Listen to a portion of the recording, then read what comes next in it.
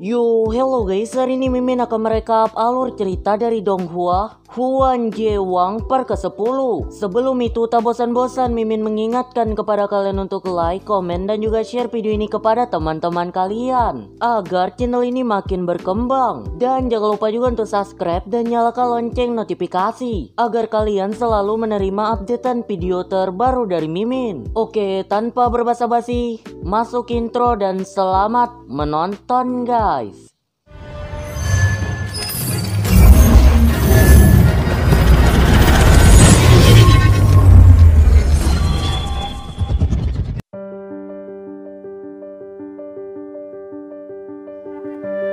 Di sini dapat terlihat Feng Tianqing yang terluka parah setelah menerima damage dan critical fatal dari Nona Wenwu. Dapat kita ketahui pula alasan Nona Wenwu mengkhianati Akademi Tianwu. Hal ini dikarenakan Raja Naga itu ternyata ialah ayah tiri dari Nona Wenwu. Kemudian dapat terlihat pula beberapa para guru dan pengawal Akademi Tianwu sedang mengecek keadaan dari Feng Tianqing. Sekaligus mereka juga bertujuan untuk mengepung segala pergerakan dari kuil Mowu.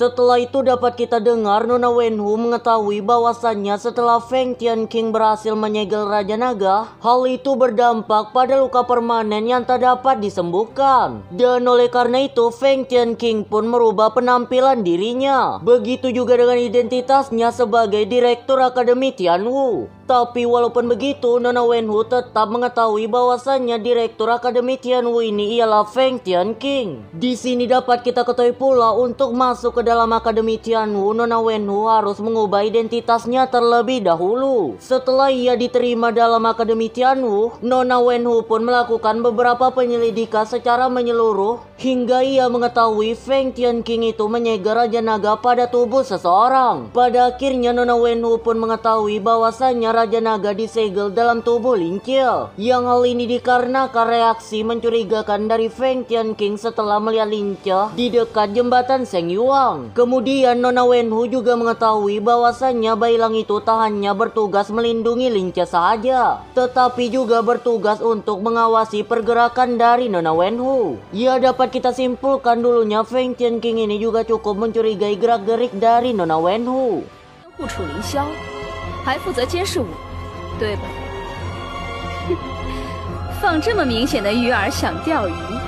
Lanjut, oleh karena ia yang mulai dicurigai, Nona Wenwu pun menggunakan pergerakan yang sangat halus agar ia tak dicurigai sebagai mata-mata dari kuil Mowu, yaitu dengan membuat sebuah boneka spiritual yang dapat dikendalikan olehnya dengan sesuka hati. Yang mana dapat kita ketahui boneka spiritual itu ialah pria misterius yang dapat kita jumpai pada part-part sebelumnya. Sementara tugas dari boneka spiritual itu untuk membawa Lincil masuk ke dalam alur ide atau alur rencana yang Nona Wenwu buat. 这个诱饵上了我的钩。骷髅王大人马上就要复活了，天武的各位，真是辛苦你们了。 Beralih scene dapat terlihat pula Lincil sekarang telah berada di dalam alam bawah sadarnya. Kemudian di sisi lain terdapat pula seseorang misterius yang sedang menunggu kedatangan Lincil. Setelah mendengarkan lebih sesama lagi perkataan dari seseorang misterius itu, Lincil pun menyadari bahwasannya orang di depannya merupakan roh iblis yang selama ini membantunya. Baik itu pada saat di hutan Neodomon maupun sampai pada saat Lincil di jembatan Seng Yuang. 就不认识老朋友了。你是那个在无有森林里？若你能解开这道封印，便可获得我巨大的力量，就可以去救你的同伴。是你？ Hingga pada akhirnya dapat Lincil ketahui orang di depannya ini tak lain dan tak bukan ialah Raja Naga yang tersegel pada tubuhnya. Dan oleh karenanya dapat terlihat di sini Lincil mencoba lari dari tempat tersebut. Tapi usaha Lincil itu dapat digagalkan oleh Raja Naga karena pada saat ini Raja Naga telah berhasil menangkap Lincil dengan tali temali bayangnya. Setelah itu tanpa berbasa-basi yang cukup panjang, Raja Naga pun kini mencoba untuk melahap roh atau kesadaran milik Lince. 但你的身体归我了。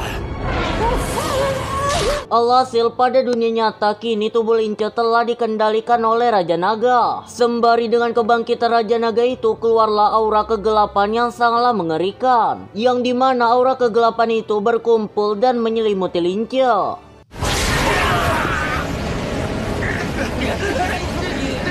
怎么了？什么情况？什么？这是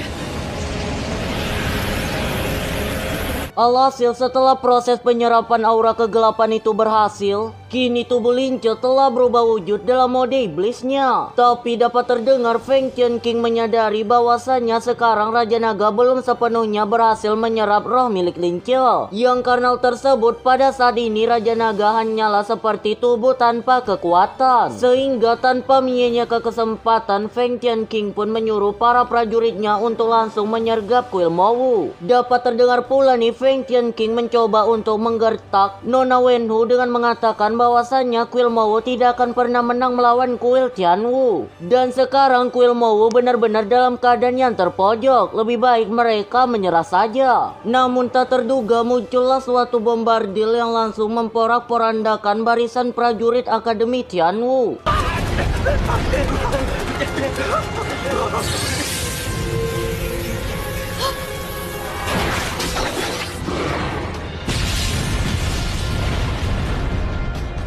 Yang kini dapat kita ketahui ternyata klan Warna Murni telah bersekongkol dengan kuil Mowu. Tak sampai di situ, terbit pula kekuatan dari partner Bai Gui yang langsung membuat semua orang-orang dari Akademi Tianwu tak dapat mengendalikan tubuh mereka.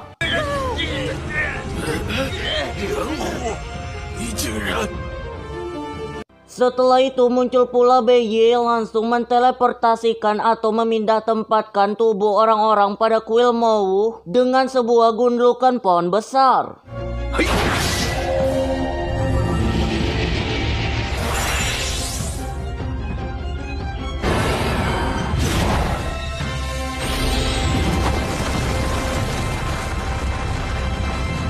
Dapat terdengar di sini sebelum Beye menteleportasikan orang-orang dari kuil Mowu, sepintas tadinya Tuan Doyin dapat membaca pikiran dari Beye, yang dimana dapat diketahui tujuan kuil Mowu sekarang ini adalah pergi ke altar pertempuran terakhir. Setelah mendengar perkataan dari Tuan Doyin, Feng Tian King pun kini menyuruh para murid Akademi Tianwu untuk menyelamatkan Lince. Dan untuk waktu yang tersisa hanyalah 4 jam saja sebelum Raja Naga telah berhasil menyerap roh Lince secara sepenuhnya. Beralih sisi di alam bawah sadar Lince kembali. Dapat terlihat di sini Lince mencoba menahan sakit yang amat menderitakan dari penyerapan roh tersebut. Kita beralih scene, di sini dapat terlihat setelah melakukan perjalanan yang cukup jauh, tibalah Nona Wenhu dan rombongan pada suatu kota tak berpenghuni, yang mungkin saja ini merupakan kota dari peradaban kuno ya cuy.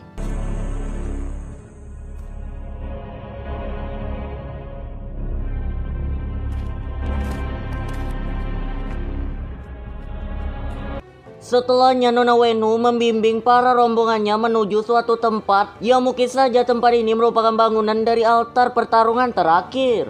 Kemudian Nona Wenhu memerintahkan Bai Gui untuk memasukkan Raja Naga pada sebuah ruangan bawah tanah. Sementara yang lainnya diperintahkan Nona Wenhu untuk berjaga di sekitar pintu masuk pada tempat itu. Dan tak diperbolehkan bagi siapapun masuk ke dalam ruangan tersebut. 有人守在这里，不许放任何人进去。是。 Di sisi lain terdapat pula kuil Tianwu yang melakukan pergerakan menuju altar pertarungan terakhir. Beralih scene, kini dapat terlihat tubuh Lince diletakkan pada sebuah altar yang mungkin saja ini merupakan altar pertarungan terakhir. Oke, mari kita berkonspirasi ria. Pertanyaannya nih, kenapa tempat ini disebut sebagai altar pertarungan terakhir? Yang mungkin saja jawabannya karena tempat ini merupakan tempat berlangsungnya pertarungan antara Feng Tian King dengan Raja Naga 8 tahun yang lalu. Lanjut, setelah itu masuklah kita pada alam bawah sadar Lince kembali. Yang mana di sana dapat kita dengar Lince sedang disiksa dengan sangat tragis oleh Raja Naga. Dan dapat diketahui hal ini dikarenakan Lince tak mau menyerahkan tubuhnya pada Raja Naga secara sukarela. Atau garis besarnya Lince ini memberontak pada proses penyerapan roh tersebut. Dapat terdengar pula hal yang melandasi Lince masih kuku untuk memberontak agar menyerahkan tubuhnya kepada Raja Naga dikarenakan Lince memiliki warna Yodomon tanpa warna. Dan itu sama seperti Feng Tian King yang telah lama mengalahkan Raja Naga hingga menyegel Raja Naga pada tubuh Lince. 这就曾经战是你的大将风天晴。风天晴，他不过是个卑鄙的小人，你们都被他愚弄了。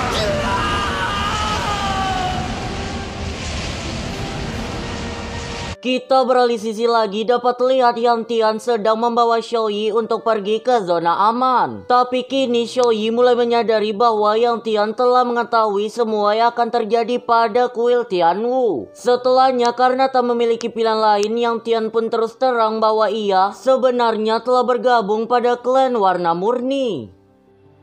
Hal ini dikarenakan Yang Tian sudah tidak tahan dipermalukan oleh orang lain. Yaitu contohnya saja ketika ia masuk ke dalam kuil Tianwu. Untuk masuk ke sana saja Yang Tian harus memerlukan bantuan dari orang lain. Bahkan sekarang Yang Tian juga tak mampu untuk mengalahkan Lin Qiu. Ya intisarinya kenapa Yang Tian berkhianat dan ia masuk ke dalam klan Warna Murni ialah karena Yang Tian cemburu orang yang dicintainya yaitu Xiaoyi lebih memilih orang lain yaitu Lin Qiu. Gambarannya itu seperti cinta bertepuk sebelah tangan ya cuy. Alhasil karena mendengar hal tersebut, kini Xiaoyi pun bertekad untuk menyelamatkan Lin Qiu. Sementara Yang Tian terserahnya saja ia mau kabur atau menyelamatkan Akademi Tianwu. 救不了也要救，难道就眼睁睁地看着骷髅王复活，一切万劫不复？难道这就是你作为剑宗大弟子的尊严吗？ Beralih scene kembali dapat terlihat kini Lin Qiu mengeluarkan suatu asap hitam di tubuhnya. Yang asap hitam ini bak knalpot ngebul Honda yang belum pernah diservis ya cuy. Kemudian di sekitar altar pertarungan terakhir itu terbitlah rombongan orang-orang dari Akademi Tianwu. Karena merasakan kedatangan dari orang-orang Tianwu, muncul pula pada sekitar bangunan tak berpenghuni itu suatu pasukan mayat atau suatu pasukan tengkorak hidup yang kita sebut saja sebagai mumi. Setelahnya pertarungan mempertaruhkan gengsi antara Akademi Tianwu dan orang-orang kuil Mowu pun tak terelakkan. 一个不留，绝不能让他们冲进去。好，战！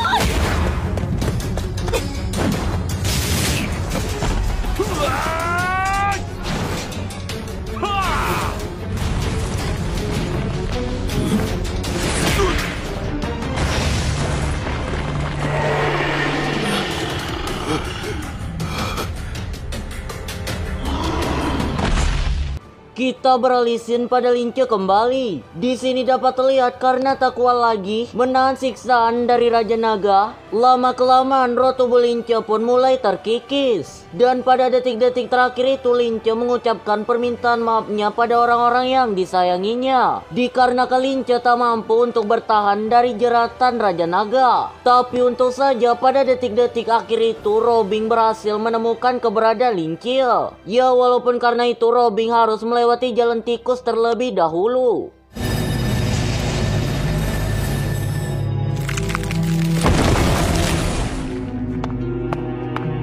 Setelah itu Robin pun langsung mampir Lin Qiu. Tapi setibanya di sana dapat terdengar Robin tak tahu apa yang harus ia lakukan untuk menyadarkan Lin Qiu kembali. Sepintas Robin mengingat bahwa pikirannya dan pikiran Lin Qiu dapat saling terhubung. Alhasil Robin pun mencoba untuk masuk ke dalam pikiran Lin Qiu dengan menggunakan media kristal di jidatnya.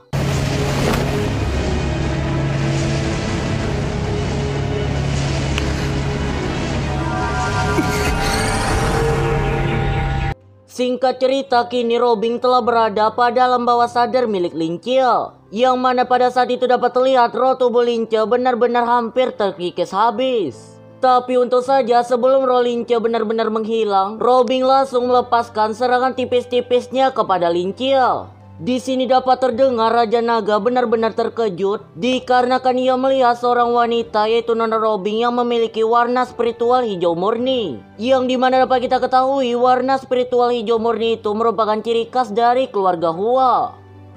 Kemudian setelah itu Lince pun tersadar dari pingsannya. Kini pada akhirnya Lince pun menyadari bahwa Nona Robin itu merupakan pria berjubah yang selama ini ia kenal.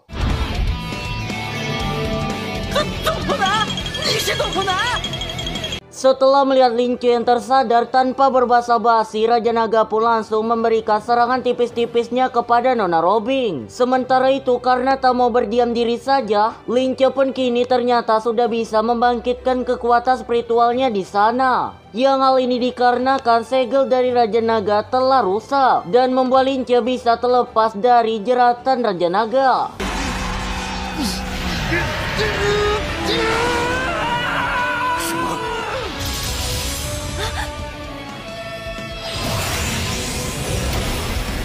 Beralih scene pada pertempuran Akademi Tianwu dan Kuil Mou kembali. Kini dengan tepat waktu Xiaoyi datang sembari dengan membunyikan bel pengusir iblisnya. Yang karena tersebut membuat Feng Tian King selamat dari mautnya. Setelah itu Xiaoyi pun langsung menggunakan kekuatan spiritual Feng-nya untuk menyembuhkan luka-luka dari Feng Tian King.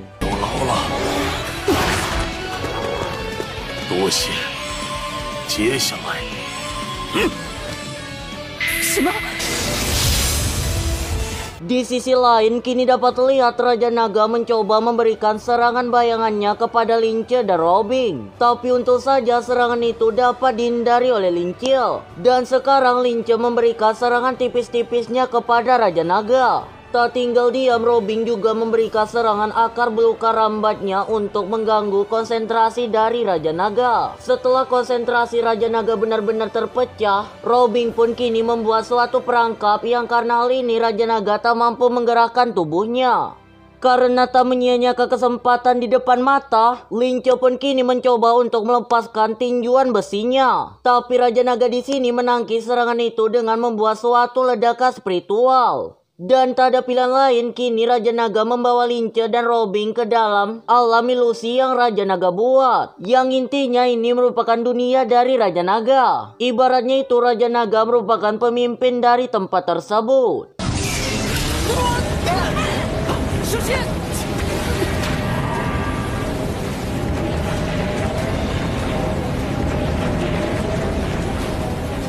Setelah itu di sini dapat kita dengar di dalam dunia ini memiliki berbagai aturan. Yang aturan itu dibuat sendiri atau ditetapkan sendiri oleh Raja Naga. Untuk aturan pertama pada dunia ini, Raja Naga memiliki kekuatan yang absolut. Atau dapat kita artikan Raja Naga ini tak dapat dikalahkan di sana. Tapi bukan Lince namanya kalau ia langsung percaya dengan perkataan dari Raja Naga. Karena pada saat ini Lince langsung mengerahkan segala kekuatan spiritualnya kepada Raja Naga. Yang dapat terlihat serang Lince ini seperti aliran tenaga listrik bertekanan tinggi.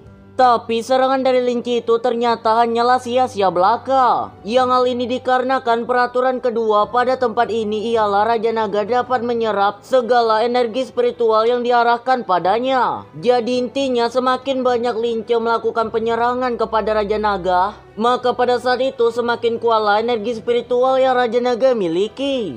Setelahnya Raja Naga pun kini mengeluarkan serangan ledakan energi spiritualnya kembali. Tapi untung saja dengan sangat pasien Robin dapat melindungi Lince.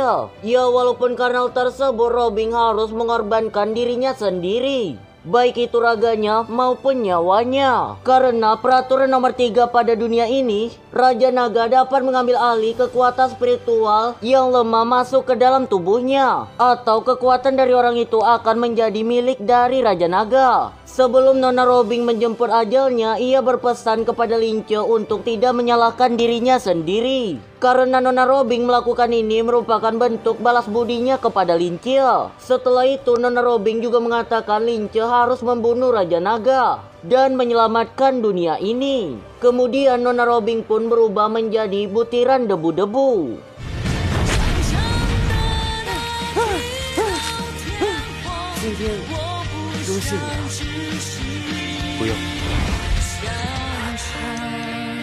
Di sini ternyata memang benar kata orang-orang ya cuy. Jangan pernah kalian coba-coba untuk membangunkan harimau yang tertidur. Karena jika ia terusik dan mengamuk, maka hidup kalian itu tidak akan baik-baik saja. Oke lanjut, alhasil Lince pun kini benar-benar dalam mode absolut. Yang hal ini ditandai dengan meledaknya kekuatan spiritual tanpa batas yang amatlah menakutkan. Setelahnya pertempuran final boss terakhir antara Lince dan Raja Naga pun tak terelakkan.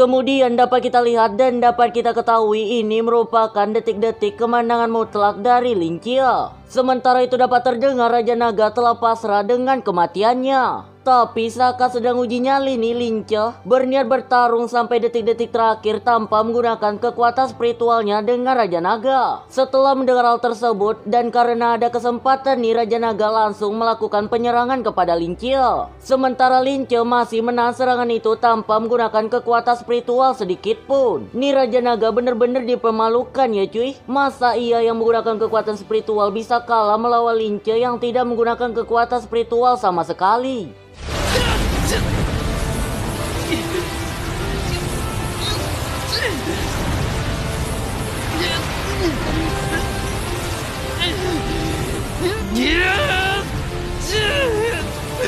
Kemudian karena melihat ada kesempatan, Lince pun langsung memberikan serangan tonjokan bertubi-tubinya kepada Raja Naga. Tak menyerah, Raja Naga pun kini menghancurkan tangan Lince.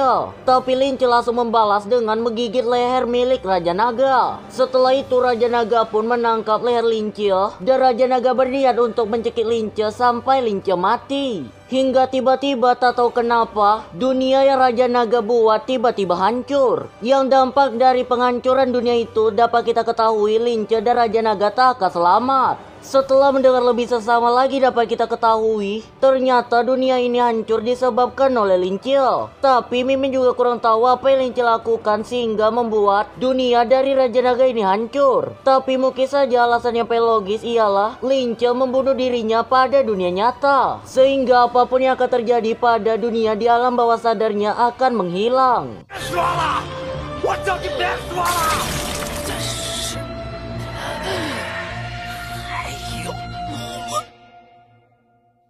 Kita beralih sisi pada pertempuran kuil Tianwu dan kuil Mou kembali. Di sini dapat terlihat dikarenakan kehadiran Raja Naga yang telah menghilang, Nona Wenhu dan Tuan Beiye pun lari dari tempat tersebut.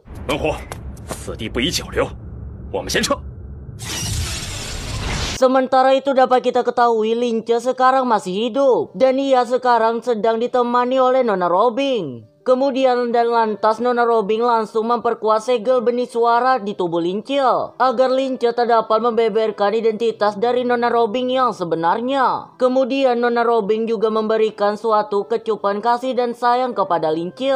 Setelah itu Nona Robing pun pergi dari tempat tersebut.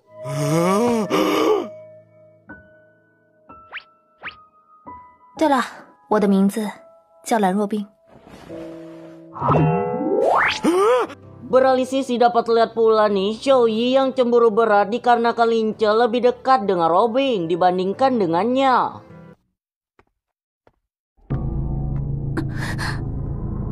Kita beralih scene. Di sini dapat terlihat Nona Robin sedang bertemu dengan Feng Tian King, yang dimana dapat terdengar Feng Tian King berterima kasih kepada Robin. Dikarenakan dapat kita ketahui pada kejadian sebelumnya Nona Robin lah yang berhasil menyamakan Lin Qiao. Dan setelah itu Huan Jiewang pun tamat.